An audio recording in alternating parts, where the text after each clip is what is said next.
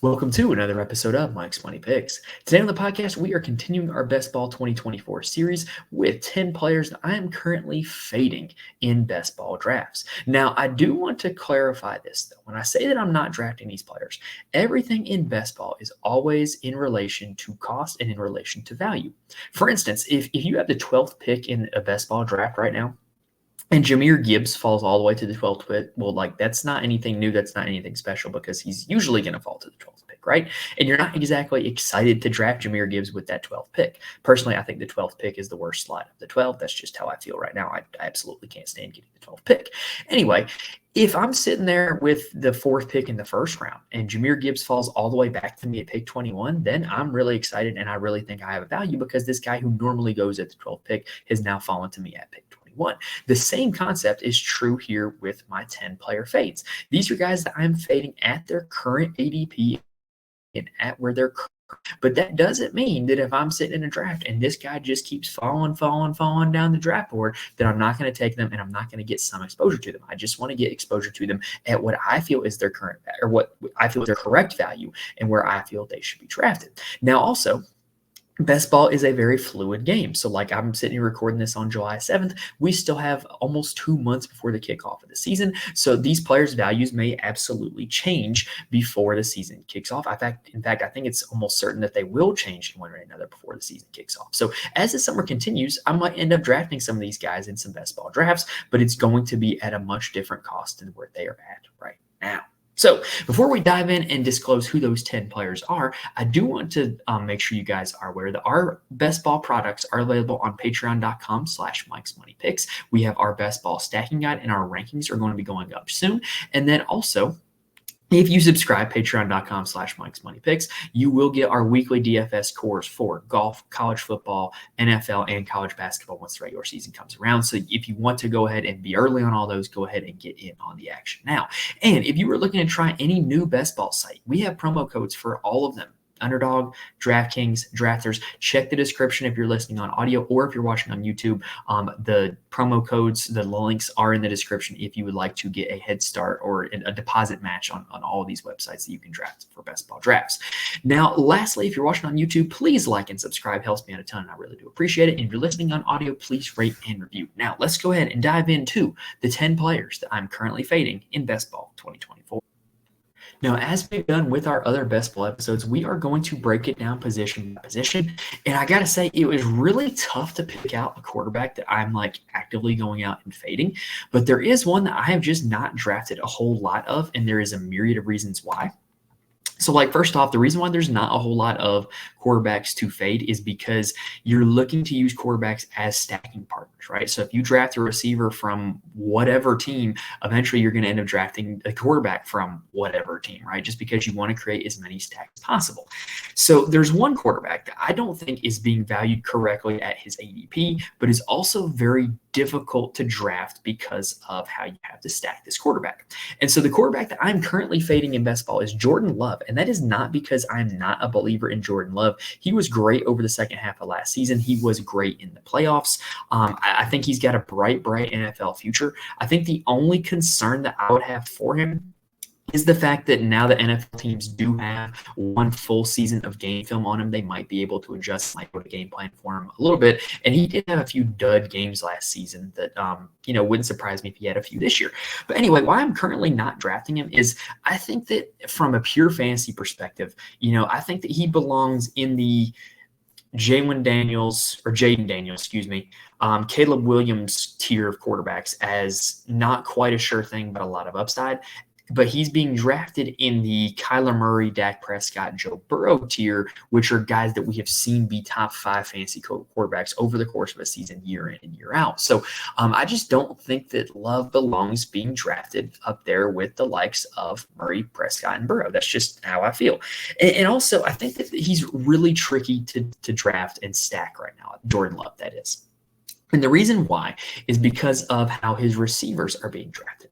So I'm going to use another quarterback as a metaphor, but it's going to help make sense for Jordan Love. So I'm not drafting a whole lot of CJ Stroud right now because really I only want CJ Stroud if he's going to be stacked. And CJ Stroud has 3 receivers. They're going in the first 3 rounds of drafts. Nico Collins, Stefon Diggs, Tank Dell. So if I draft Tank Dell and I want to complete the stack with CJ Stroud, then I'm also competing against the drafters of Nico Collins and Stefon Diggs, as well as anybody who wants to draft CJ Stroud unstacked. And that is what is causing CJ Stroud's ADP to skyrocket. Well, Jordan Love is in a similar boat, but he's also feeling it in the other direction. What I mean by that is this. There are two Packers receivers, Jaden Reed and Christian Watson, who are being drafted well before Jordan Love in drafts. And so the player who drafts both of those guys is looking to complete the stack with Jordan Love later in the draft. But also, there are two wide receivers, Romeo Doubs, Dontavian Wicks, and a tight end, Luke Musgrave, that goes well after Jordan Love in drafts. And so anybody who doesn't have any stacks is looking at Jordan Love and saying, well, I can draft Jordan Love and do a backdoor stack with Doubs, Wicks, Musgrave. So what that means is everybody it finds a convincing way for themselves to draft Jordan Love, and that is what is causing his ADP to go up above the likes of guys like Jaden Daniels and Caleb Williams that I feel like he is more in line with in terms of his overall cost. So if I can get Jordan Love and maybe do a late backdoor stack, or if I do have Jaden Reed and Christian Watson, or at least one of the two, then that would cause me to be more interested in drafting Jordan Love. But I don't have a whole lot of any of those players because I find there to be a ton of uncertainty in that situation. So I just don't end up feeling a whole lot of need to reach and draft Jordan Love ahead of two quarterbacks that I think he belongs in the same tier as. Now, the first running back that I'm going to be fading is going to be Aaron Jones of the Minnesota Vikings. So Aaron Jones is currently being drafted with an ADP of 81.2. That is near the end of the 7th round. And I'm going to start calling this range the running back scramble, because basically what you're seeing a lot of in drafts right now is because so many content creators and so many people out there are pushing 4 receivers before the end of round 7, there are literally 48 receivers, 4 times 12, that get drafted in the first 7 rounds with an ADP of 84 or less. And so what ends up happening is you have a bunch of running backs that are very congested with an ADP of between 80 and 100, because once everybody gets their 4 wide receivers before the end of round 7, then they're scrambling to draft up all the running backs. And Aaron Jones is just part of that running back scramble in between round 7 and round 8. And I got to be honest, I think there's other running backs in that scramble that I would rather have. I would rather have James Conner. I would rather have Jonathan Brooks. I would rather take a shot at Zamir White. I would definitely rather have the guys being drafted ahead of him like Kenneth Walker and Alvin Kamara. So there's just not really a whole lot of reason for me to draft Aaron Jones, if I'm being honest. Now, you're probably sitting there watching this thinking, wait a minute, Mike, the last time I watched Aaron Jones play, he was incredible. He was great in the playoffs. And yes, he was. He was elite in the NFL postseason, racking up 32 fantasy points against Dallas and 16 against San Francisco. Could have been more if he finished off what could have been a long touchdown run, just got tackled short of the end zone. And so his recent production is having people, have fond memories of Aaron Jones, right? But when you look back over the course of his whole career, Aaron Jones has never been played with a supremely high snap share. He has never been a supreme workhorse running back. He's always been a guy who's played around 50% of the snaps. And last season kind of bears that out.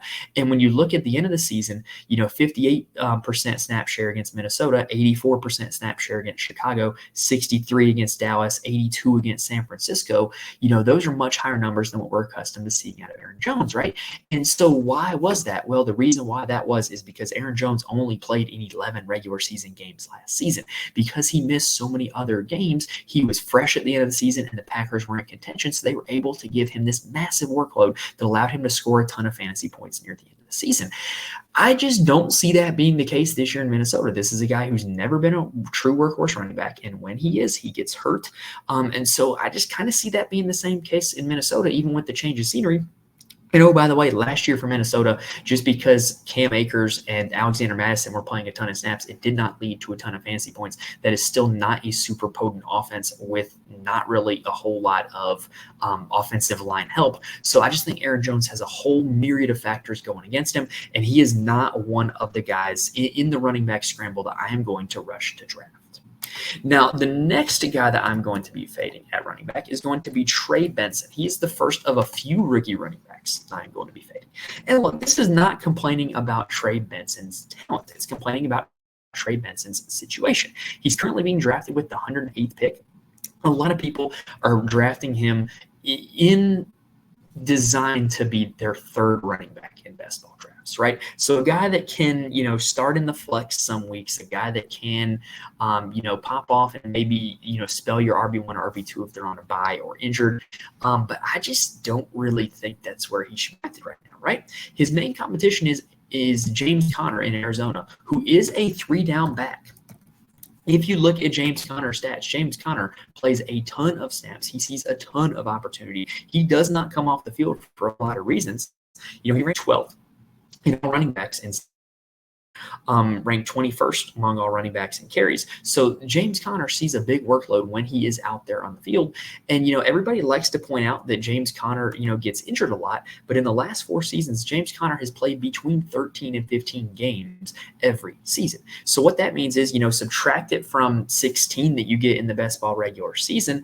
And that means that Trey Benson is going to get between 1 and 3 games to be the lead running back when James Conner is hurt. And I don't anticipate him to be that much of a factor when James Conner is healthy. So why would I draft a guy who is just going to give me 1 to 3 good games as my running back 3? I just don't think that's a very good cost for him. I do not envision a scenario in which Trey Benson is replacing James Conner as this team's RB1 in the 2024 season.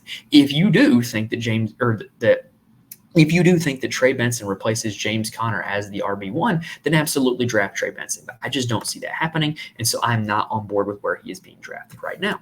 Now, great segue here. The reason why, or let me rephrase, a great parallel to Trey Benson is Kendre Miller. Kendre Miller of the New Orleans Saints is another guy that I am going to be fading in best ball this season. And he's in a pretty similar boat to Trey Benson, right? He's a talented rookie coming in, but he's coming in behind a running back who is a true 3-down running back, plays a ton of snaps, does not miss a whole lot of games in Alvin Kamara. And look where that got you last year with Kendre Miller. He was RB 70 overall. Now, what's even worse about Kendre Miller is he doesn't just have Alvin Kamara to compete with, but he also has Jamal Williams to compete with, who, in my opinion, has a quite similar skill set to Kendre Miller. They're both adequate receivers. They're both kind of downhill runners with a little bit of a burst of speed. They're both good in the red zone and at the goal line. So, Miller doesn't only just have to beat out Alvin Kamara for snaps. He also has to beat out Jamal Williams for snaps, who is in the same talent range that he is at. So Kendre Miller right now is being drafted with the 138th pick on Underdog. I don't think that that's a terrible value, but I would rather take a chance on a guy that maybe has one running back or maybe one questionable running back to compete with, like a Jerome Ford or like a Ty Chandler, than I would with drafting Kendre Miller, who has to compete with Alvin Kamara and Jamal Williams. I just don't think it's a great situation. I think it's a similar situation to what Trey Benson finds himself in, and I'm just passing on this situation, guys who are behind 3-down running backs who do not miss a ton of games. Now, my next fade at the running back position is going to be a 2 combo. They're both going to be rookies. Ray Davis of the Buffalo Bills, as well as Kamani Vidal of the Los Angeles Chargers. And that is not hating on these 2 guys' talent, because I think they're both great football players. But we have seen with rookie running backs a lot of times where a rookie running back comes in very talented, very touted, very hyped, and just doesn't do anything. Think back to last year, all the hype around Zach Evans with the Rams. Oh, he's going to be Cam Akers' backup. Oh, he's more talented than anybody else in the running back room, da-da-da-da-da. And then week 1, Kyren Williams is the lead back, and Zach Evans is a healthy scratch. And then, Kyren Williams gets hurt, and it's bringing in Darrell Henderson off the street, and Zach Evans is nowhere to be found. So, to me, this Vidal and Davis scream the situation like Zach Evans had last year, where, they're coming in, they're very talented. They were drafted pretty high by their respective teams, but there's no guarantee that they're going to make the team. There's no guarantee that they're going to make the active roster. There's no guarantee that they're going to have a big-time role on game day. Now, if your counter argument is, but Mike, what if they do? Yeah, they might.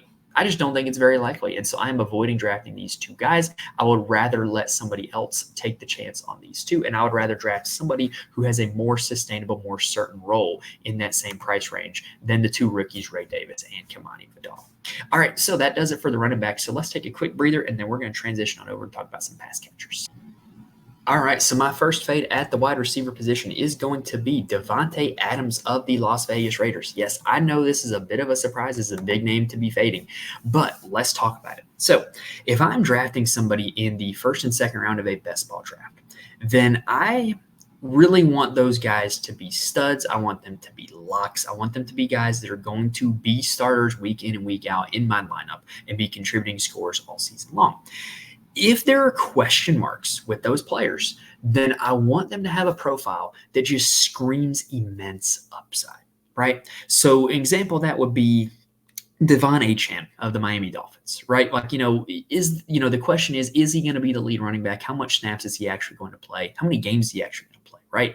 But the upside is the guy can legitimately score 50 fantasy points in any given week. That's the example of a guy with question marks, but with clear upside.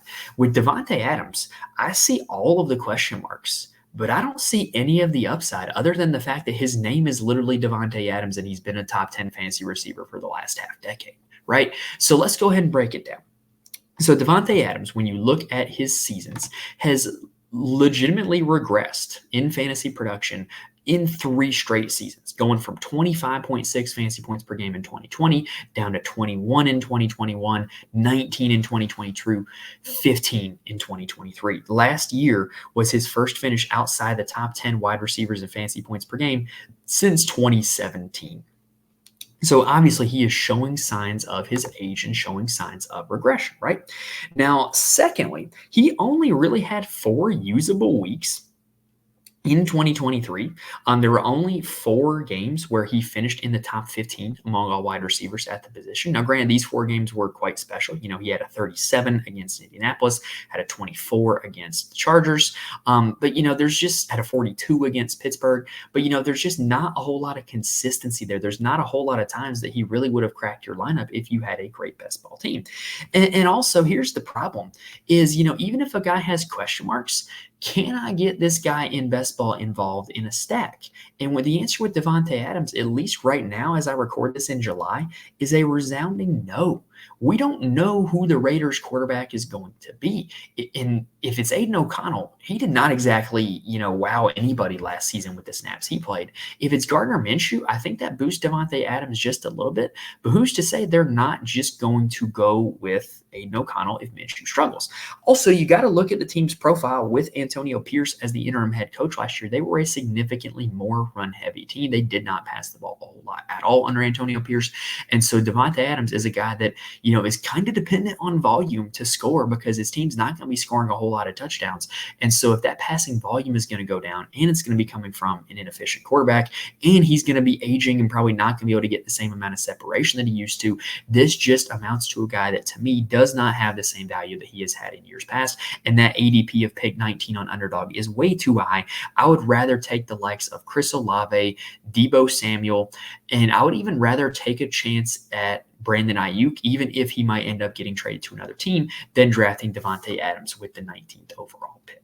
All right, next up is going to be another guy that kind of is in a similar boat, except he's on a new team, and that is Stefon Diggs of the Houston Texans. So Stefon Diggs is another guy like Devonte Adams who saw some serious regression in the 2023 season. He went from almost 19 fantasy points per game in 2022 to barely hitting 16 in 2023. In fact, the second half of the season in Buffalo, he was quite dreadful.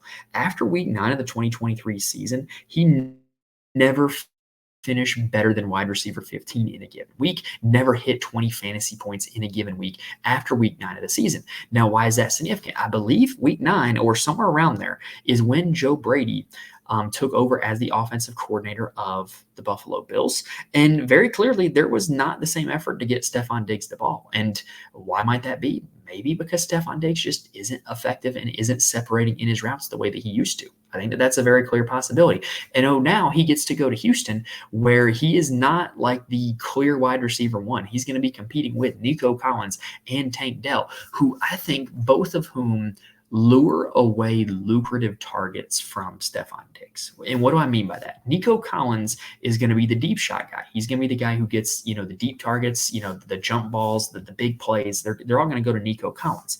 Tank Dell is going to be the the low average depth of target wide receiver who is getting, the little slant routes, the little flat routes, the little zig routes, the little drag routes, like the easy targets, just to get the ball in his hands. Stefon Diggs is not going to be a recipient of those in Houston. So I just think you look at what he's going to be competing against in Houston. You look at what he did in the second half of the season last year, and to me, this is a very bad profile for what we're looking at with Stefon Diggs. And you have to take him in the third round with the 31st pick on Underdog right now. Now, what is the situation I might take Stefon Diggs in? Well, I would personally really lean into taking Stefon Diggs if I could get him at the very end of the third round, and I could go Diggs and Dell back to back. Because what that would do is that would go ahead and build you out a stack with Houston. And basically you would be hedging your bet against Nico Collins and saying, hey, if Nico Collins gets hurt or if Nico Collins actually isn't all that good, and it ends up being Diggs and Dell in this offense, you get both of them, and then you can come back and get CJ Stroud the next time it gets back to you. That would be a situation I would consider taking Stefon Diggs in, but I would certainly want him to fall past pick 31 before I consider that, because you would have to be able to take Tank Dell, who also has a pretty similar ADP. I believe it's around 33 right now. So that is a very unique situation I would want to be targeting Stefon Diggs in, but I would not be taking him at his ADP otherwise. Now, the next wide receiver that I am fading is going to be Rashod Rice of the Kansas City Chiefs. So first off, when it comes to Rashod Rice, his off-the-field troubles are looming. He may end up getting suspended for half a season, maybe 2-3 games, 4 games. I don't know what the suspension is going to be. No one does. But he's being drafted as if he's not going to be suspended, which is what's seriously concerning. Now, if we do get to August, September, and it turns out that he hasn't been suspended yet, yeah, I do think that's going to cause Rashod Rice to have an increase in value and probably be worth it around his ADP. But as of right now, I'm not going to take a guy that I don't know if I'm going to get all 17 games out of. And even if I do, I don't think that he has the same value that he had last season. You look at last year, Rashod Rice had a breakthrough rookie season.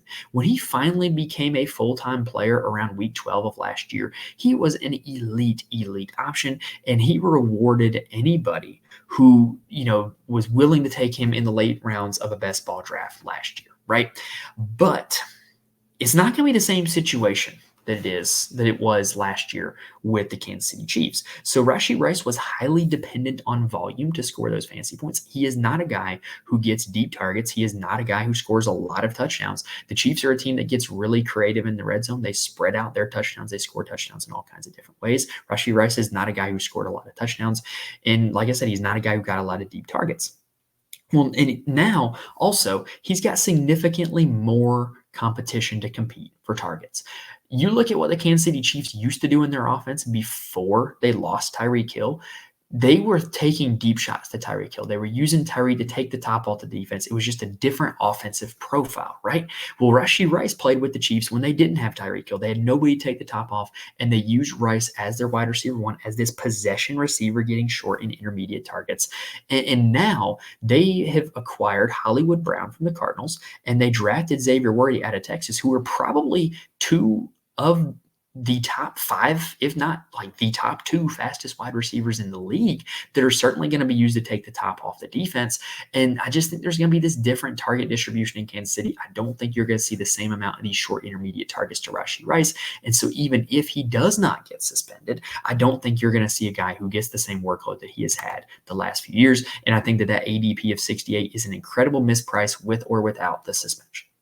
Next up is going to be the last wide receiver that I'm fading, and that is Jameson Williams of the Detroit Lions.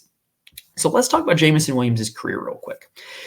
He was largely a bench player at Ohio State for 2 seasons, which really I can't fault him for, because he was behind the likes of Chris Olave, Garrett Wilson, Jackson Smith, and Jigba, just these elite Ohio State receiving corps, right? So I can't really fault him too much for that. But then he comes onto the scene at Alabama, has a great season in Bryce Young's Heisman Trophy winning season, was the deep threat on that team in 2021, tears his ACL, and then comes into the NFL and does not play a full season in his rookie year, plays 6 games, does not do literally anything. He literally only catches 1 pass for a 41-yard touchdown in his rookie season. In 2023, he has a gambling suspension, only gets to play 12 games, and literally doesn't do much of anything at all. until the NFC Championship game where he scored 20 fantasy points. So, like, really, the question is with Jameson Williams is, like, which season is the outlier here? The seasons where he did literally nothing, or the season where he had the breakout year with Bryce Young winning the Heisman Trophy at Alabama. I think that season's the outlier. And I'm not, like, doubting his speed or, like, his ability to play football. I just don't think he's a great target in best ball right now. You look at what he did last year. He scored over 10 fantasy points 3 times in the NFL regular season, never higher than 15 fantasy points in a game. So, like, you're not getting usable weeks out of Jameson Williams. And here's the problem. That would be okay if he were a guy that was being drafted as a wide receiver 5 or wide receiver 6 in best ball. But no, he is being drafted as wide receiver 48 with an ADP of 74. So, or I'm sorry, ADP of 84. I misspoke there. So you have to take this guy at a place where he's going to be expected to start in the flex or at the wide receiver position on your roster, and he has shown no ability to be a starting wide receiver in best ball formats. And so I just don't like that value proposition at all. I also think when it comes to stacking, I think that you can obviously get Jared Goff later, but you could get, some combination of Amon-Ra or Laporta before him, but I don't think that he necessarily makes the stack. I think you could get Amon-Ra and Jared Goff and be okay, or Laporta and Jared Goff and be okay if you're looking for a line stack. I don't think you need Jameson as a part of that because he has not shown that he is going to be a big-time target earner or a big-time part of the offense. He only had a 9.8% target share last season, 83rd among all wide receivers. So the problem is that he's being drafted as a starting best ball wide receiver, and he has not had the profile of a starting best ball wide receiver. He's being drafted at wide receiver 48. I would rather have Cortland Sutton, Curtis Samuel, Tyler Lockett, Josh Palmer, Jacoby Myers. I would rather have all 5 of those guys over him. So I'm just not really drafting Jameson right now. There's also a lot of running backs that I mentioned from the running back scramble earlier. I'm looking to trademark that term, by the way. A lot of running backs in the running back scramble that I would rather have as a flex option than Jameson Williams, just to make, I would rather have a running back at the flex spot than take Jameson Williams to be my 4th receiver in the flex spot. Now, the last guy that I am fading in best ball 2024 at the tight end position is going to be Cade Otton of the Tampa Bay Buccaneers.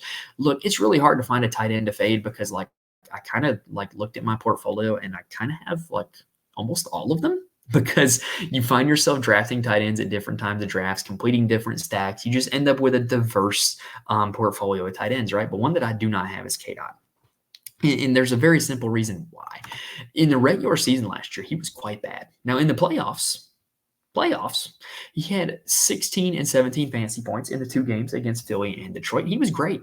But in the regular season, he was not great. He only had 3 weeks in double-digit fantasy points last season, and 2 of those were literally only 10 fantasy points, 10.1 and 10.3. So you're looking at literally 3 usable weeks, 2 of which are borderline usable, depending on how good your tight end 1 in your draft was. And I also don't see any way that his role in the offense is more this year than what it was last year. They're switching offensive coordinators. Dave Canales is now in Carolina, and they also went out and drafted Jalen McMillan out of Washington, who, in my opinion, watching him in college football, was one of the most talented wide receivers in the draft. And if he did not have an injury history, very well could have been the 2nd or 3rd wide receiver taken in this draft. So, and this is a team that is looking to run their passing game through Evans and Godwin, and they're looking to develop McMillan and Trey Palmer. And I just don't see Cade Otton being a big-time piece of this passing game. And I don't see the passing game being as effective without Dave Canales. So to me, there's just a whole lot of boxes that are getting checked against Cade Otton. And so it makes him a really easy choice to fade, in my opinion, in best ball right now. He's being drafted at pick 176, which isn't a whole lot of draft capital. You don't have to draft him super early. That's the end of round. Oh, gotta do quick math here. Near the end of round 15, right? But I would rather take some guys who have upside, because I just don't see a whole lot of upside in Cade Otton. I would rather take a guy like Noah Fant, who might have a bigger role in the offense than we could possibly imagine, or a guy like Jonnu Smith in Miami, who might have a bigger role in the offense than we could possibly imagine, or a guy like, maybe this is going deeper, but rookies like Ben Sinnott or Jatavian Sanders, who might just be really talented and really big-time factors in their offense. And I just don't see a scenario in which Cade Otton is a big-time factor in this Tampa Bay Buccaneers offense. All right, so that does it for the 10 players I'm fading in best ball drafts in 2024. If you like what you saw on YouTube, please, please, please hit the like button. It really does help me out a ton, and I really do appreciate it. And if you're not already, go ahead and subscribe. That way you can be with us for the rest of Best Ball Summer 2024. We're going to have a ton more best ball content coming your way, including some live drafts. And then we're also having our weekly PGA golf content. And then once the regular season starts, we're going to have our weekly college football and NFL content, and then rolling that right into college basketball content as well. And so you can be here for all of that if it interests you, if you subscribe. Like I said, tools for all of that are available on my Patreon, patreon.com/Mike'sMoneyPicks. And then if you would like a promo code to sign up for any of these best ball websites or literally any other sportsbook, DFS, or player prop site, check out the links in the description. They will help you out and get you there. If you need help with any of those, reach out to me on Twitter at Mike's Money Picks. I would be more than happy to help with those, or really just answer any general questions or get any feedback that you might have at Mike's Money Picks on Twitter if you want to reach out to me. All right, but that's going to do it here for this episode, guys. So thank you guys very much for watching and listening here to this point. Hopefully, I was able to give you guys some good advice and get you guys thinking about who to target and not to target in your best ball drafts in 2024. Thank you guys for sticking it out with me. Hope to see you guys again in my next best ball video, or also any of my other videos like the PGA Tour content that is going to be coming out this week and next week, because the Open Championship is coming up. So thank you guys for watching and listening. Best of luck to you in all your best ball drafts in 2024, and I will see you guys next time.